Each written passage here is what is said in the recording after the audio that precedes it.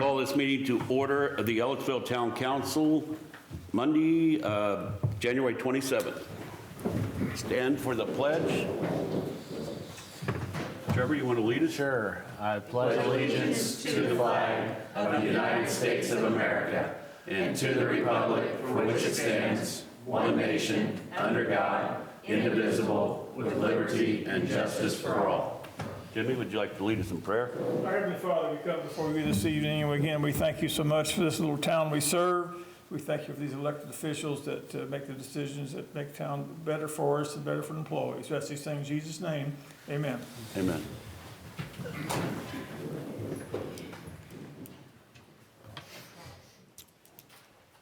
Roll call. Noel? Scott Oldham. Dan Swaffer. Here. William Ellis. Here. Trevor Sager. Here. Pamela Samples. All right, first thing on the agenda, approval of the minutes for the regular meeting, January 14th, 2024. So moved. Second. Moved in second. All those in favor say aye. Aye. Opposed, same sign. Action to pay accounts payable vouchers and payroll vouchers. So moved. Second. All those in favor say aye. Aye. Aye. Opposed, same sign. All right, resolution 0-2025, cancellation of outstanding warrants. Yes, so this is to take all of the checks that are more than 2 years old and cancel them per statute. Okay. And they'll go back into the general fund. Sorry, I should have said that. What's the dollar amount on this? So the total amount is $114.02. We've been trying to do a lot more, thankfully, with the council's approval. When you approve the electronic online banking, we've been trying to do more electronic checks, so it's really cut down on the amount of checks, hopefully, that we'll see that we have to cancel going forward. Nice, nice. Any council comments, questions? Is there a motion? Make a motion to approve resolution 01-2025, cancellation of outstanding warrants. Second. Roll call, please. Dan Swafford, Yes. William Ellis, Yes. Trevor Sager. Yes. Motion passes. All right, resolution 02-2025, additional appropriation for general fund, RDC, and lit economic development. Yes, so I broke these into, I put them on the same additional appropriation, just it's easier for bookkeeping purposes. The first one is for the RDC. We had previous RDC GLs, and from the guidance on Baker Tilly, in order to keep the money separate, we are asking for $50,000. So that will include the premium on the bonds for the RDC members. That will include all the soft costs for contractors like Wessler and Baker Tilly that we are using. Also the legal contract with Darla that we'll be utilizing for the RDC, and the payments at the end of the year for the RDC members. And anything that is not used will revert back to the general fund. And when the RDC starts making money through the TIF and has revenues generated, we'll be able to pay that back.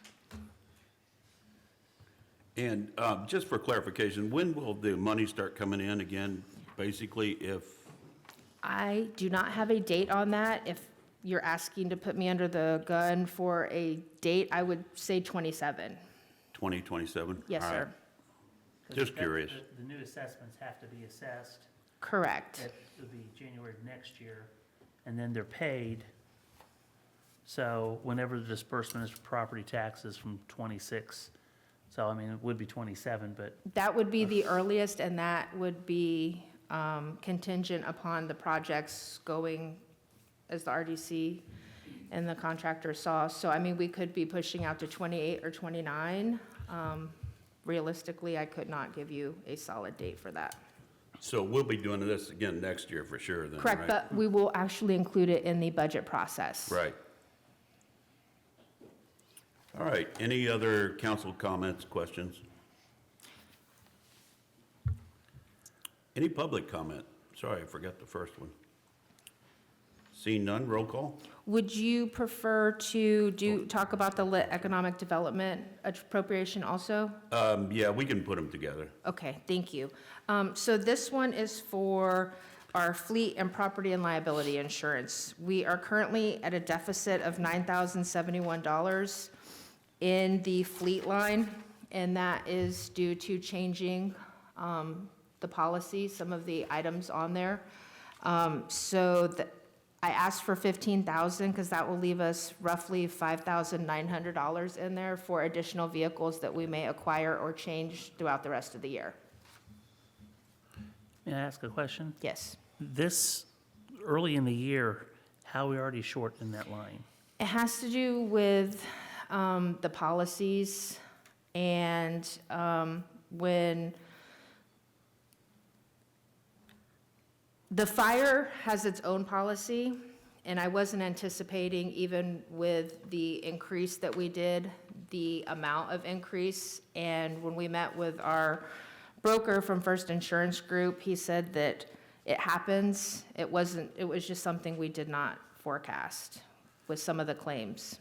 Will we need to keep putting money into this fund, or will this satisfy it? This will satisfy it. So we've already paid the premium, because we were allowed to pay that, like electric and water, since it's something that has to be paid before council approval. But the deficit is $9,071. Okay. And I have a breakdown. I probably should have, in retrospect, included that in the packet, but I can email it to you. So I have a breakdown of what the sewer, the water, and the property and liability bill and breakdown is. So the total was $145,778. And what did we budget? We budgeted.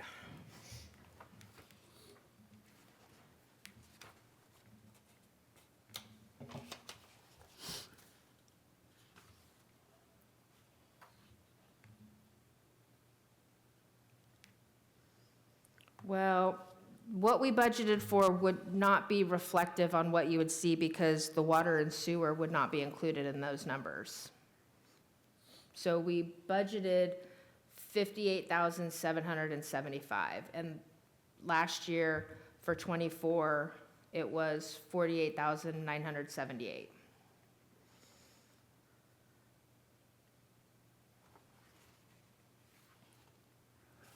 So is this also taking into effect the increase in premiums for water and sewer too? Are we covering that, or are they paying their portion of the increase? They're paying their portion based on the items that are included on their policy. So the Okay. fire has a separate policy, and then the town has a separate policy. A little confusing. Yeah, it's clear as mud. I can send you, well, it's in the accounts payable voucher, but I can send you a separate spreadsheet for it if you'd prefer. And it has the breakdown with the water, sewer, and the property and liability and the fleet, and exactly what we paid out of each line. And the bill that corresponds with it. All right, any other questions, comments? Entertain a motion? I'll move to approve Resolution 02-2025, additional appropriation for general fund, RDC, and lit economic development. Second. Roll call, please.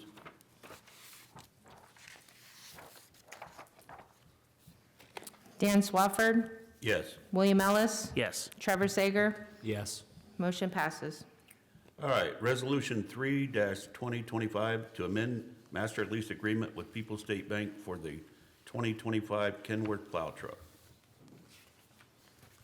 Yes, so this is something that the council has seen before when you previously approved to order the snowplow with the, let me see,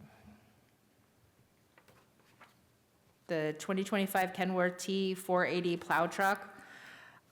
This is to amend the lease agreement that we have with People's State Bank. So in the past, the way that we've done the loans with Peoples, it was one loan per piece of equipment. And we've changed it now to where we have a lease agreement. So it makes the loan essentially one with just different arms underneath it. You get better interest rates and the processing is a lot faster. So this is to amend the agreement to include this. And we will come back before the council when we get the actual percentage of the loan agreement that's going to cost. What's this, will not exceed 2.5 million? That's Plus for new amount? that's for the entire lease agreement. So that's for everything that the town would have with People's State Bank for That's- all of their loans. That's the fire truck, and then I think there was a Kenworth truck that the DPW bought back in March, right? That's on Correct. that? Yeah, that includes all of that, Dan. So there won't be any new stuff added to that loan, right? This is just for stuff we already have, correct? Correct. With the plow truck being the last piece Yes. of the 2.5. And so every time we add a new piece, we will have to come back with a resolution to the council to amend it to include that. The new total. Correct. Gotcha. Okay, any other questions? Entertain a motion? Make a motion to approve Resolution 03-2025 to amend master lease agreement with People's State Bank for the 2025 Kenworth plow truck. Second? Roll call, please. Dan Swafford, Yes. William Ellis. Yes. Trevor Sager. Yes. Motion passes. All right, Resolution 05-2025 to approve and issue Plan Commission order found in Plan Commission Resolution 02-2025 Riverfront. So at its December 23rd meeting, the RDC passed what are called declaratory resolutions and economic development plans to establish 2 economic development areas, a west side economic development area and a downtown area. By statute, those came before the Plan Commission at its first meeting in January for the Plan Commission's review and approval. Plan Commission issued an order, or issued orders on both declaratory resolutions approving them. The vote was 6-1. And so now this comes before before the town council tonight for its approval of the Plan Commission's approval of the RDC declaratory resolution. Denise, did you get better maps? I think, is that what that is over there? Yeah, I mean, you and Pam wanted to fix that, and I still gotta get it to you. Yeah. Did you, that's it, though? Okay, yeah. I'm sorry, I didn't see it before the meeting. And I wasn't here at the last meeting. Did you guys discuss this any at all? No, I don't Not think we at did, no. the council level, no. All right. You guys have any questions, comments? I do not. It passed unanimously through the RDC. So I think we pretty vetted it pretty thoroughly. Gotcha. All right, entertain a motion. I'll entertain a motion to suggest, Resolution 05-2025 to approve and issue Plan Commission order found in Plan Commission Resolution 02-2025 Riverfront. Second. I will open this one up for public comment, if anyone would like to comment in the public or online. Sure, come up, state your name, and actually write it down. Do we still write the name down? Yeah.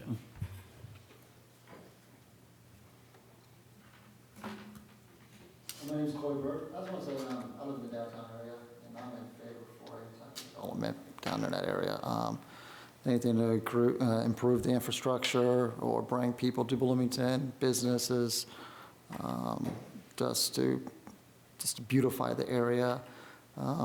It's a starving area that could use a lot of, a lot of business down there. I understand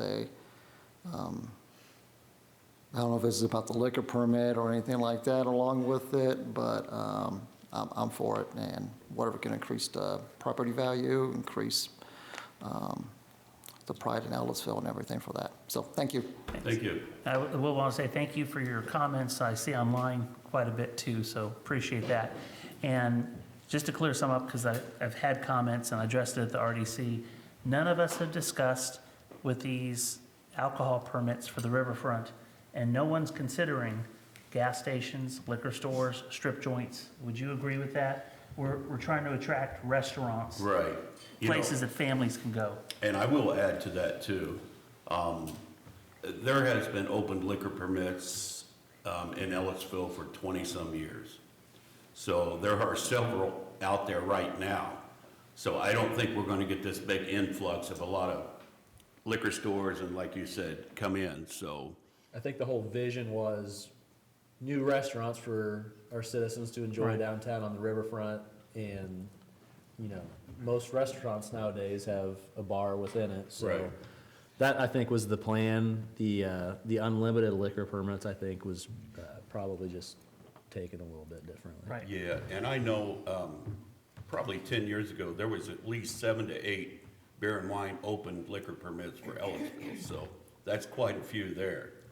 So I don't think the unlimited number, we're gonna see that much of a difference. Like you said, we're just trying to attract restaurants and things like that in. And as I pointed out too, there's a church, and there's a residential area there. That's not prime location. I can't see our plan commission approving things like liquor stores or strip joints right down there. Yeah, and a liquor store is a different type of permit Right. too. I'm just So, going with I'm yeah, not familiar there- with it. There is no, there won't be any more liquor store permits in Ellettsville until the population reaches a certain amount. Gotcha. So, So this doesn't apply to that. no. Good to know. All right, any other comments? Seeing none, roll call. Dan Swafford, Yes.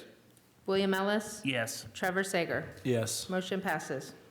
All right, Resolution 06-2025 to approve and issue Plan Commission order found in Plan Commission Resolution 01-2025 West Side. And again, this was the resolution that the Plan Commission passed to approve the RDC resolution, declaratory resolution to establish a West Side economic development area. Any comments from the commissioners, or council members, sorry? See none, I'd entertain a motion. I'll make a motion to approve Resolution 06-2025 to approve and issue Plan Commission order found in Plan Commission Resolution 01-2025, West Side TIF, the West Side TIF District. I'll second. Roll call, please. Dan Swafford, Yes. William Ellis, Yes. Trevor Sager. Yes. Motion passes. All right, moving along, Resolution 07-2025 to approve fiscal plan for CBO LLC fiscal plan. This was an annexation that came before the Plan Commission at its January meeting. CBO LLC petitioned to annex 4.294 acres of land into the town of Ellettsville. The Plan Commission approved it with a positive recommendation, and so that ordinance for the voluntary annexation is coming up on your agenda, but this is the resolution to adopt the fiscal plan for that annexation. Any questions? Where exactly is this? It's, I got it right here, 4295 West State Road 46. Right, but where is that? it's west of Mac for my dog, West of it? I think west. About across from the expensive coffee shop. Starbucks? That what? So that, so That's the way I can put it. that area is not in Ellettsville along 46 already? Some of it is, this parcel is not, it's a long rectangular parcel. Okay, but I guess this seems like this would be, it's surrounded by Ellettsville, I assume? Correct. Okay, It's Good. one of the many Not all- holes. Not all Yeah. sides of it's surrounded, probably not the backside. correct. There's a residence there, but it's way back in the back. I mean, it's off the other side, two residences. Any further comments? Entertain a motion? I move to approve Resolution 07-2025 to approve fiscal plan for CDO LLC fiscal plan. Second. Roll call, please. Dennis Swafford, Yes. William Ellis, Yes. Trevor Sager, Yes. motion passes. All right, moving down to ordinance on first reading, ordinance 2025-01, American Legal Supplement S16 adoption. Yes, Who so, does this? I do. We have to send through American Legal ordinances to have them update our code book. I started this process at the end of, well, beginning of August. It was 2021-14 ordinance through 2024-11. And they got back to me and Darla in December. So it's an arduous process when we wait this long. Going forward, I will be doing the next update because we had a lot. This includes all the ordinances. The 2024-11 was adopted April the 9th, and it was one of the voluntary annexations of Starnes Road. So have already started to prepare another update that we should be getting back, I would say, by the spring. And trying to do it at least quarterly so that we don't have this big of a gap, and that's why it took so long to do that. Okay. Any council comments, questions? Any public comment? Is there anyone online? There's one person. That there's Yeah, no here, yeah. hands up or anything? Oh, okay. All right. All right, moving along, ordinance 2025-03 to establish a water loss policy.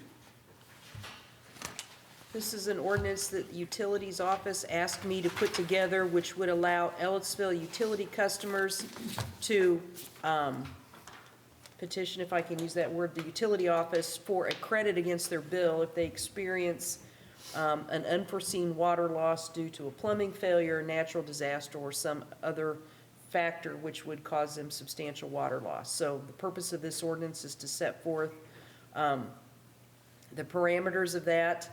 So it defines an extreme water loss. It has to be, it has to result in a water loss exceeding 50,000 gallons of the customer's average monthly consumption. The customer has to notify DPW within 30 days of discovering the water loss. They have to either try to repair it or take reasonable steps to repair it, and then they have 30 days after they receive their bill to support the necessary documentation to receive the credit. And this would allow them to receive the credit once DPW reviews their application and they verify the cause of the water loss. And it will allow the customer to get an adjustment to the bill. What have we been doing in the past, Mike, for this? Because I kind of remember this being brought up before in several Yeah, times. well, we just haven't had some extreme circumstances. A gentleman, I can't remember his name now. I should, because we said we was gonna name it after him, but most of the times they paid the bill. I think maybe 2 decades ago, there was a couple times when we allowed them to do just what we're proposing now, and it was with board approval, but this streamlines it where we don't have to go before the board. It's you know, it's the town money, so we'd have to get permission every time, so this streamlines it. So I think a couple of times we've issued a credit based on the fact that they paid X up to X for the water, and then after that, we just made them pay the wholesale price of it, what we paid Bloomington, so it didn't impact the rest of our customers. So I think we've kind of did this a couple of times, but I can't remember the last time we was faced with this. I think the guy, I don't have anybody here, but I think the guy used like 500,000 gallons. You know, It was a lot. It was a huge amount. had a bill, what, And of so this satisfies $5,000 or something. us being able to take care of we currently do issue credits for the sewer if people have water breaks, and we know it doesn't go through the wastewater system. So this kind of mirrors this with different set of circumstances that allows for it. It's good. I mean, we don't want to profit off of bad luck or circumstances beyond our customers' controls. It's not revenue we figure into our rates and charges, so this is a really good thing.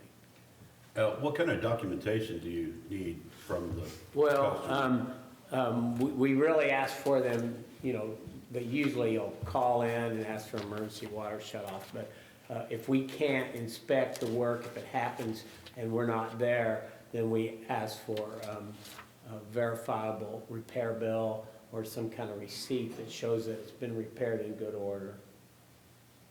And so it's We'll been go out and inspect after the fact. once per year, right? Yeah, once per year, which is really Right. nice for our customers. Because if it happens again in a year, chances are, if it's the same break, Yeah, something yeah. wasn't done right. And I think it gives us some flexibility if somebody's being careless about how they repair or Sure. upkeep their pipes. So this will be really nice. It'll just make it easier for us to handle it without bothering the board every time it happens. Okay, any other council comments, questions? Any public comment? Seeing none, I'd entertain a motion.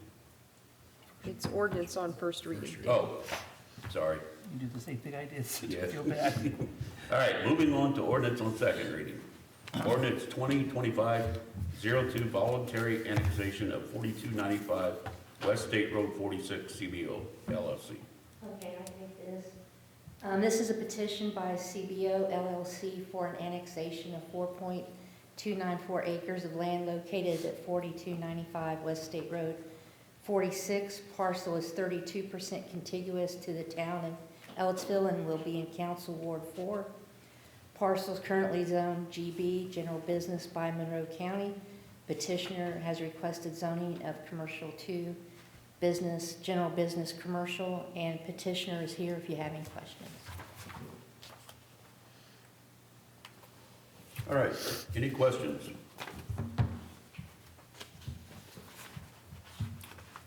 Would the petitioner like to say anything? Any public comment?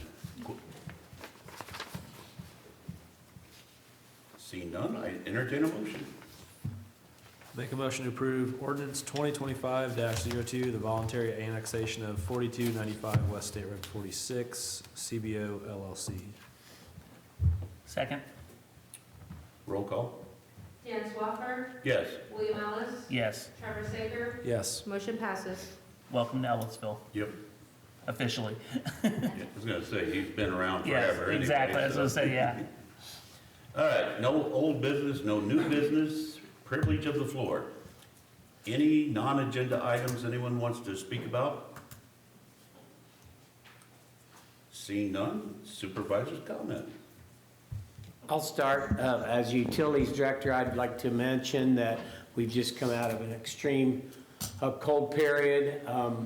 We've had instances where several different parts of our infrastructure has had problems due to the cold.